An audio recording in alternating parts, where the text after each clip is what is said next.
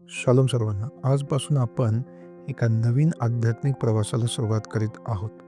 बायबलमधील पराक्रमी पुरुष आणि स्त्रिया त्यांच्या संघर्षातून आपल्याला मिळणारे धडे.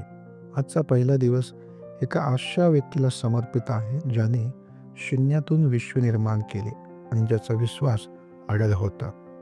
आजचं वचन आहे स्तोत्रसंहिता 27:1. परमेश्वर माझा प्रकाश व माझे तारण आहे, मी कोणाची भीती बाळगू. परमेश्वर माझ्या जीवाचा दुर्ग आहे, मी कोणाचे भय धरू. आजचे प्रेरणास्थान आहे दावीद राजा. दावीद हा एक सरळ साधा मेंढपाळ मुलगा होता.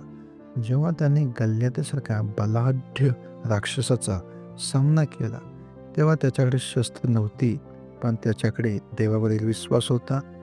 आजच्या दिवशी जेव्हा तुम्ही एखाद्या कामाचा किंवा अभ्यासाची नवीन आठवड्याची सुरुवात करत आहात, तेव्हा आपल्यासमोर अनेक अशाच प्रकारचे गल्लत म्हणजेच अडचणी उभ्या असतील.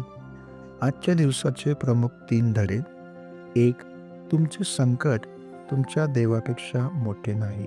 दाविदाने गल्ल्यातच्या उंचीकडे पाहिले नाही, तर त्याने आपल्या देवाच्या महानतेकडे पाहिले.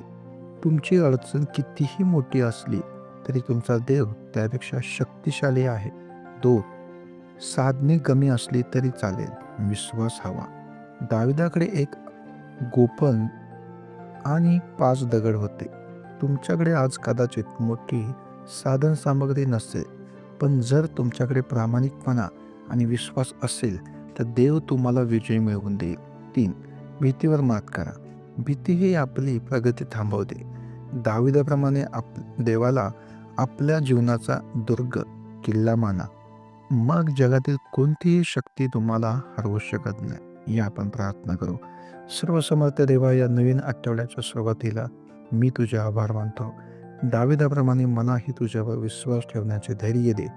माझ्या मार्गात येणाऱ्या प्रत्येक संकटाचा सामना करण्यासाठी मला तुझे सामर्थ्य लावू दे. तू माझा प्रकाश आणि माझे तारण आहेस, म्हणून मी कशालाही घाबरणार नाही. येशूच्या नावाने आमेन.